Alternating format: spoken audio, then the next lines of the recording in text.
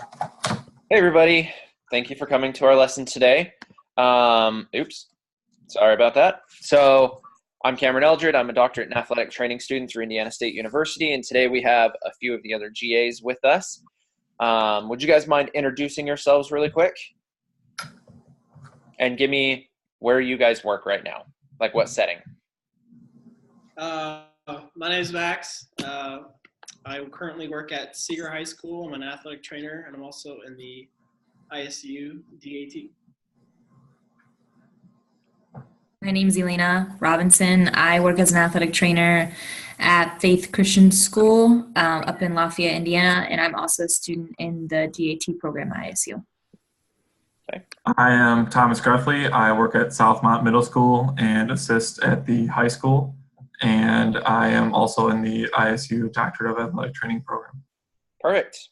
All right, so after your introductions, it sounds like every single one of us is in the secondary setting. So something that I wanted to talk about today is not only review, but I hope you guys are able to learn a few things from it. We are going to be talking about the NATA position statements because, as you can see, wrestling season is upon us. Every single one of us have had to do skin fold testing or hydration testing at some point in the last couple of weeks, and I know it's kind of been a giant pain in the butt for everybody. But what I want to go ahead and do is we are going to talk about just the NATA position statements and how you guys feel about them. So if you have any comments, please feel free to chime in. So what we're going to do is this is going to be a Jeopardy style type of conversation. So you guys are going to be able to choose what kind of a category you want to look at. So we've got skin diseases, weight management, disordered eating, dietary supplements, and fluid replacement. And each one of these questions varies in difficulty, going from easy at 100 to 500, which is going to be the harder questions.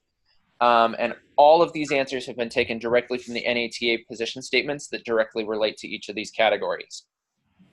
So what we can do is, I know we're not going to be able to get through all of them right now today. I can definitely send this information out to you guys if you would like it at the end of this. But let's go ahead and test your guys' knowledge today.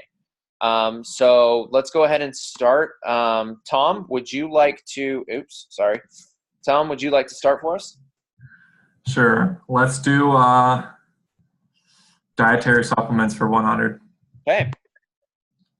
What is considered a dietary supplement? Can you name 3 of them?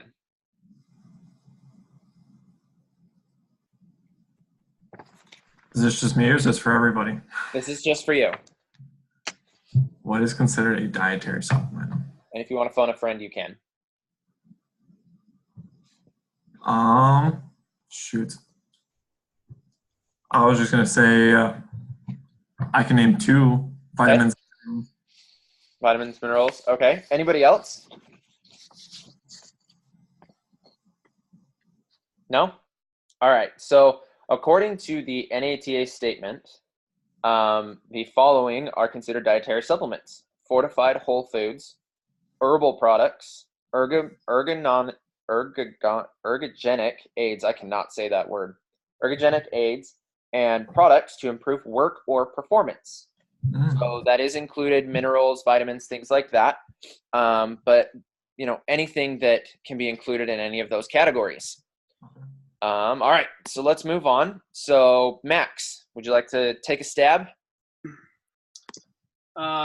Let's do skin diseases for 100. All right, skin diseases for 100. Name the 3 common skin infections or 3 common types of skin infections.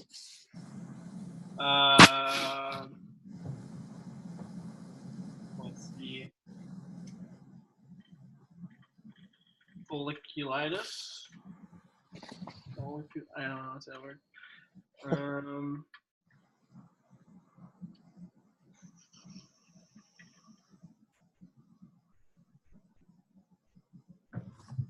All right, anybody else? 3 common skin infections? Potato. Okay. So you guys are all naming the infections, but the 3 common skin infections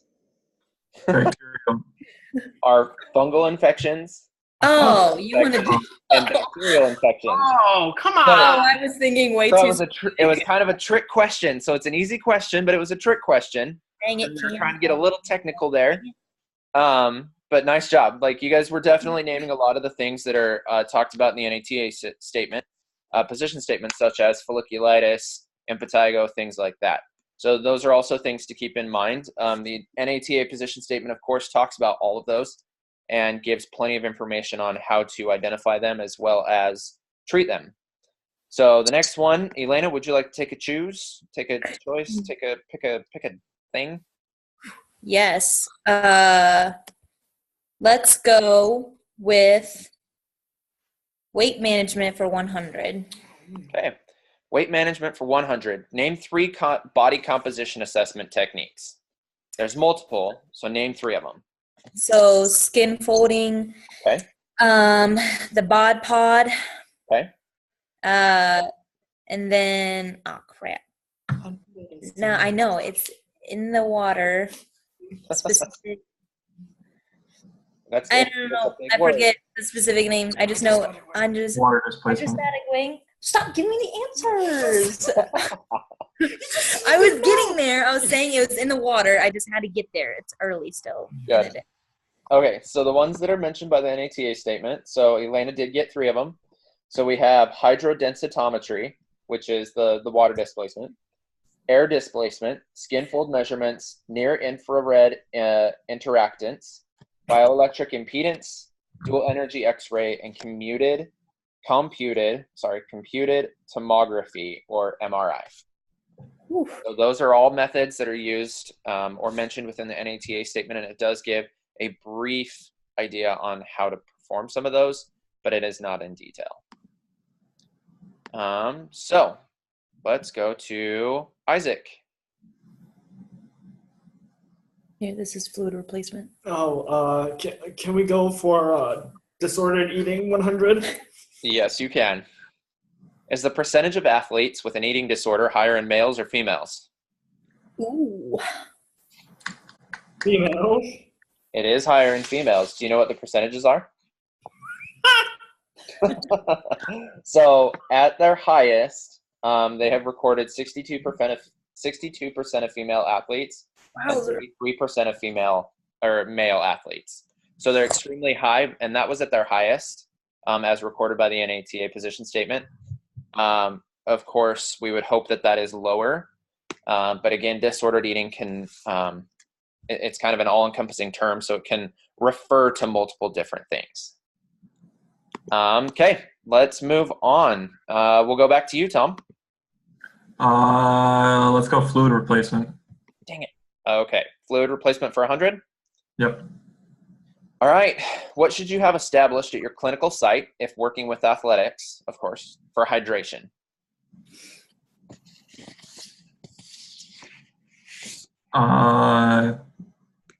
Weigh in, a weigh in, weigh out chart. So that's part of it.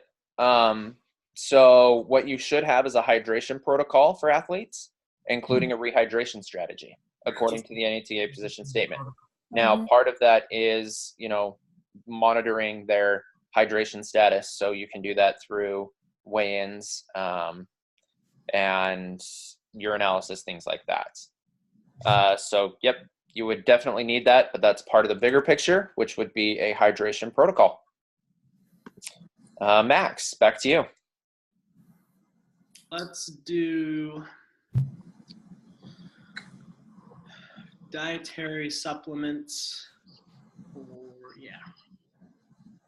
For how much? How much? Sorry, 200? Okay. Who is responsible to decide if a company should invest in third-party product evaluation and assurance to demonstrate purity and truth in labeling their products?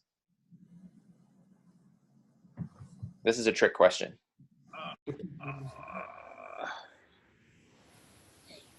There's not. There's not. So you're right. So the person that is responsible for that is the company itself. The FDA cannot require them to invest in third-party product evaluation. And thus, for those of you who have heard of Jacked 3D, It's why there's been so many problems with it. Jack 3D is also a big hot topic within the NATA position statement for dietary supplements.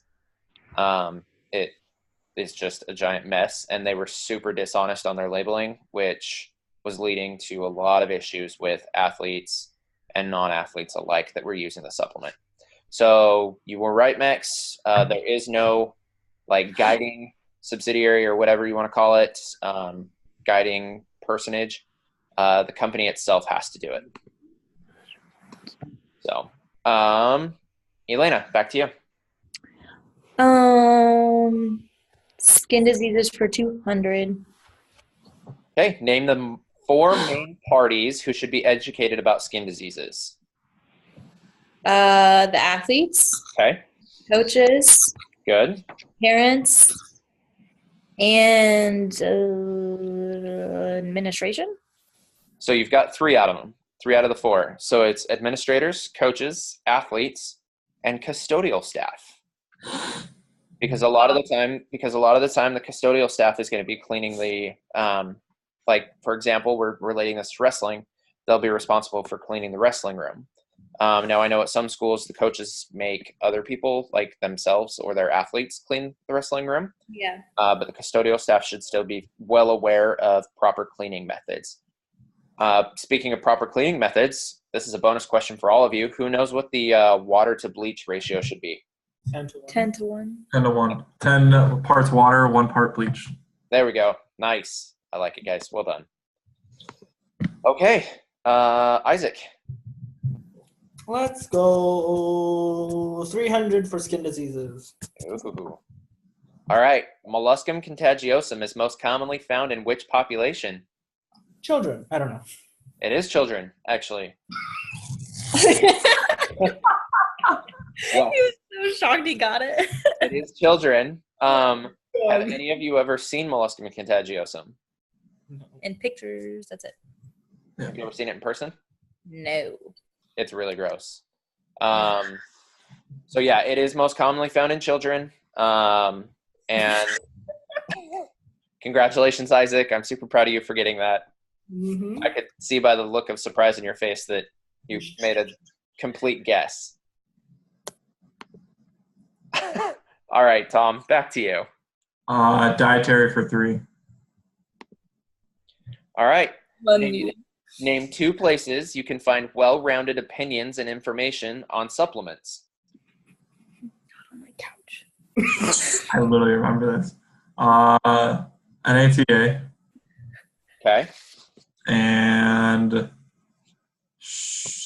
the drug testing place, and I can't think of it. I'm blanking. All right. So does anybody else know the answer to this? I don't know. Nope. Okay. So the NATA mentions National Institutes of Health Office of Dietary Supplements, Natural Medicines Comprehensive Database, the Cochrane Collaboration, and, of course, the FDA website. So NATA is included in that as well. So those are the ones that are recommended through them. Max, go ahead. Let's do weight management for 200. Okay. Working with secondary teams, what is the lowest body weight composition percentage that is recommended by sex for adolescents? So lowest body fat for males and females. Isn't it 7% for males and 13 for females? Close. 7% for males and 14% for females. Okay. Well, I can say That's true. I was going to say. Yeah, the IHSAA is a little bit different. There's a 7 and 12. This is just NATA recommendation. So, but I do have a question later on for why is this not working? There we go. Sorry, guys. There is a question later on about IHSAA, so we'll hit that one last. All right, so Elena, back to you. Let's do disordered eating for 200. Okay. What are the 3 types of eating disorders? 3 Are we talking more general? Yep, just like the more general ones. Like the all-encompassing, there's 3 main ones. Or there are 3. 3 main types. I feel like I'm feeling stupid right now. Just go. Just say what I. Just say it. Like anorexia?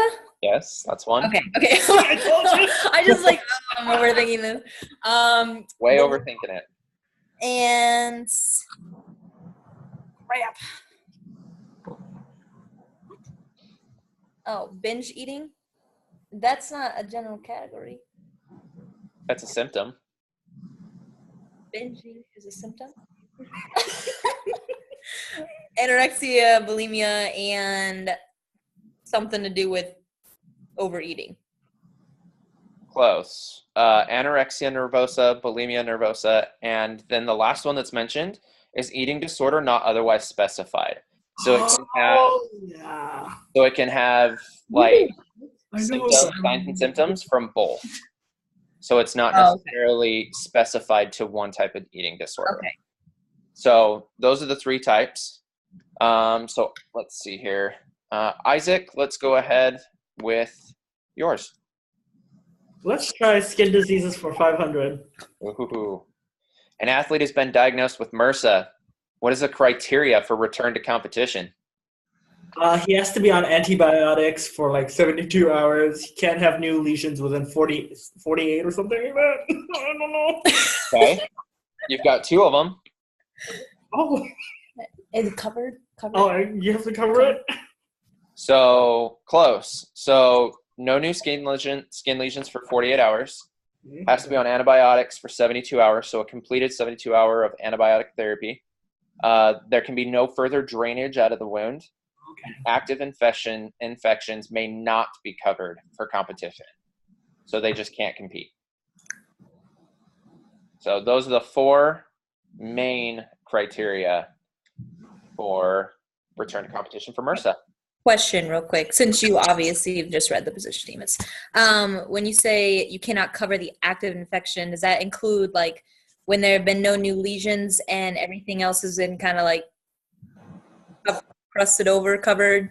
So crusted over, as long as they fit the other criteria. So according to the position statement, as long as they have had no new skin lesions for 48 hours, they've done 72 hours of completed therapy, antibiotic therapy, you have no more drainage, then you can cover what's left. That's what I thought. Okay.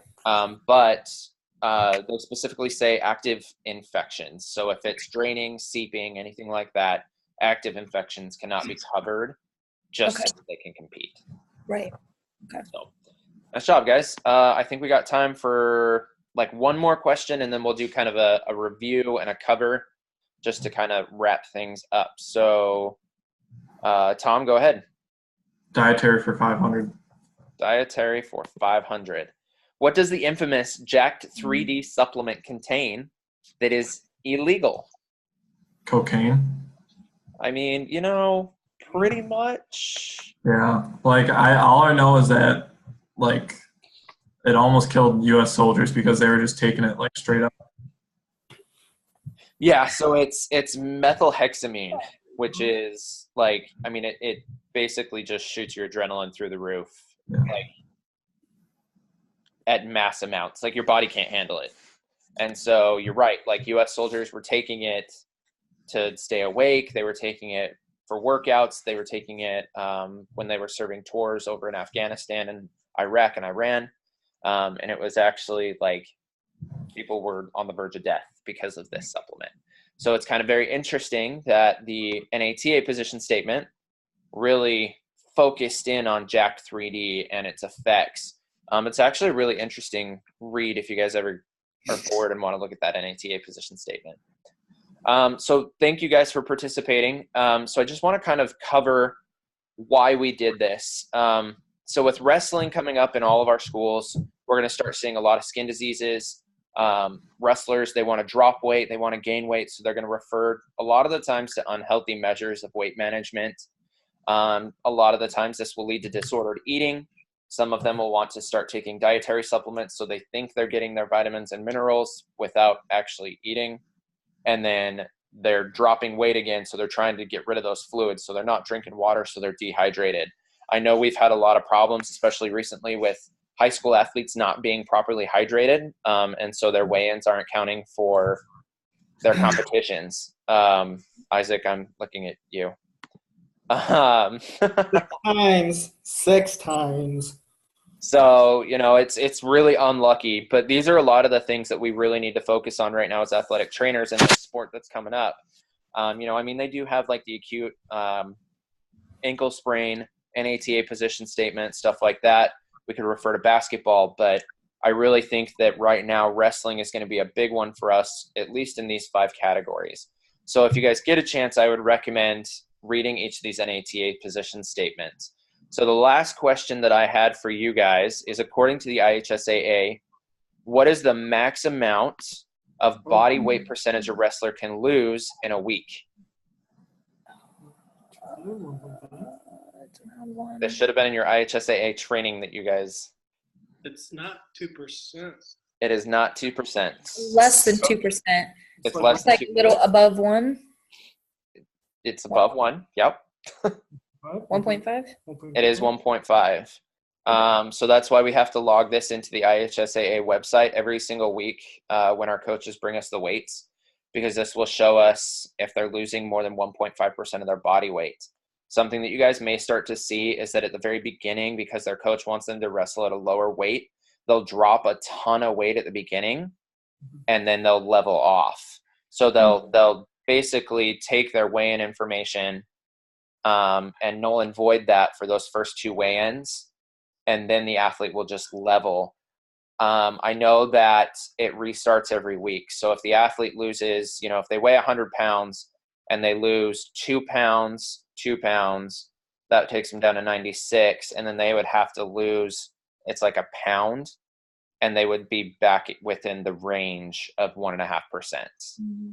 So we have to be very careful. We need to really monitor this, because coaches are going to try to find a way around it. I know of some coaches who already have tried to find a way around it. And again, this all comes back down to patient care, patient safety, athlete safety, child safety. All of us work within the secondary setting, so these are all important topics for us. Do you guys have any questions? No? Cool. Well, in that case, again, I would recommend you guys go on, read the NATA position statements for each of these. I have them. If you guys want them, I can send them to you. I also keep all of the NATA position statements in book form at my school. So like when coaches actually have questions and they're like, well, why are you doing it this way? I can be like, let me show you this position statement. These have actually saved my butt multiple times. So, it's just something useful to have around. And this does not want to go back to the main screen. So if you guys don't have any more questions, thank you for participating in this NATA position statement Jeopardy game.